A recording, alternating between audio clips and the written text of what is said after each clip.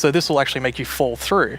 However, after a few seconds, it'll come back up. So it's kind of this like platforming block that allows you to just, continue platforming over and over again, which I hope is really exciting for, content creators making maps. Yeah, you can build like your own platforming levels, and then they will repair themselves. That's kind of neat. Yeah, so as you can see here, this is drastically different to what caves used to look like. And there's definitely still the old style of caves, but we wanted to make sure that there was much more variety in the sort of caves and the shapes and the sizes you could get.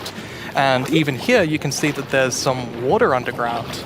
Yes, so we actually added something we call local water levels. So in one cave might find like a cave lake, and another cave might not have that one. And this also means that we get naturally generated waterfalls, which is so pretty. And it also kind of gives like new ways to traverse the underground. We can actually go cave rafting. Yeah, so you'll see in a bit that our player here will actually use a boat to raft. And that is just such an exciting opportunity to be able to traverse the caves in a very different way than you used to. Yeah, we were playtesting, and then one of the devs like, look at this, it's so fun, and all of us just started to go with the boat on the waterfalls. It was a lot of fun. So another thing to note here is that you could see that a lot of the ores were actually glowing. Different atmospheres, but it's still the same biome. So we're really going to have lots of variation underground now. Dripstone Caves biome. And whenever I think about the idea of a cave update, the image of stalagmites and stalactites comes into my head. But adding these are pretty difficult. It's a very unique shape that Minecraft isn't really accustomed to. But I think the way that the artist put it into Minecraft works quite well. And of course, there's some mechanics surrounding this. So you can see that someone destroyed the block up the top, and so the dripstone fell down. And also, unfortunately for this zombie here, if you fall, we can actually see that it's basically this growth. And this is called the skulk blocks. And one of the blocks is called the skulk sensor. This is the new redstone block. As you can see, when you place or destroy a block, or if you have footsteps, and as you can see here, I walked next to the skulk sensor, and it's actually kind of doing an infinite loop where the piston is causing a vibration, and then it's activating the skulk sensor and going over and over again. But here, I've actually put a wool block in between the piston, which prevents the signal from going to the skulk sensor.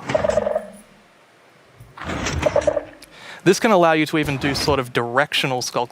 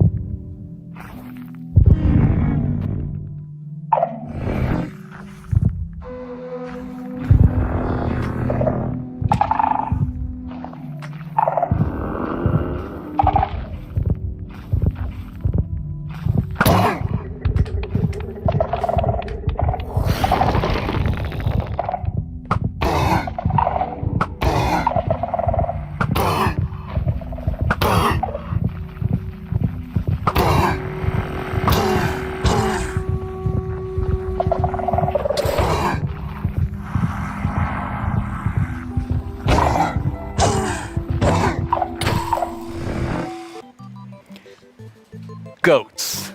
They're both mischievous and adorable at the same time. As you can see, they live on the mountains, and if you aren't careful, they might knock you off. They also have excellent jumping skills.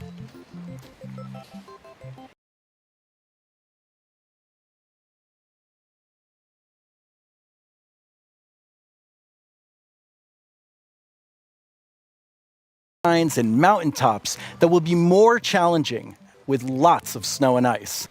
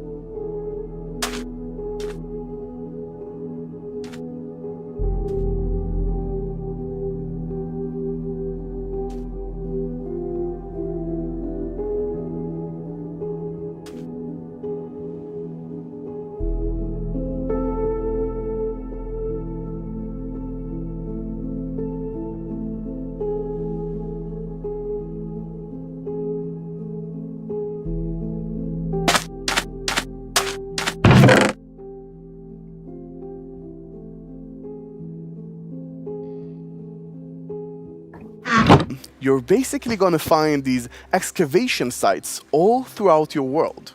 And you can make this new tool called the brush that is going to help you uncover the mysteries of all these dig sites. So you come to one of these ancient structures and you can sort of use the brush to clear away some of the rubble that may have collapsed in those structures. And sometimes you might even find something shiny inside them. But, and this is important, if you are not careful enough, like in real life, you can destroy that artifact. And when that artifact is gone, that artifact and all the secrets it held are gone forever. But if you're careful enough, if you take your time and you're deliberate, you can get some of those hidden artifacts. And for example, here we got a ceramic shard, which is basically how whoever lived here used to tell and pass on their stories. I love the story sides of the archaeology, because we often talk about that we want to deepen the mystery in Minecraft. And when you find these hidden artifacts, you kind of find like connections and hints. And we will never tell the full story, but these will inspire the players to tell their own stories about their own Minecraft worlds.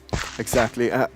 I think it's going to be really exciting to see what players do with them. For example, here we see an exhibition that someone built for this, where he can compare all the different clues he finds, right, and try to preserve whatever was down here, and he can compare what we found with whatever new thing, and sort of try to connect the pieces, right? And here we see those pieces connected in a clay pot, actually trying to reconstruct them back. And you can create that however you like. You can create your own stories or try to guess how those pieces used to connect. Yeah. It's also so fun to be very creative with these new pots, because you can put the shards in any way you want. Exactly, and when you're pleased with your creation, you can fire them up, and you have your own painted clay pot. Pretty. So, Mir, is this programmer art still?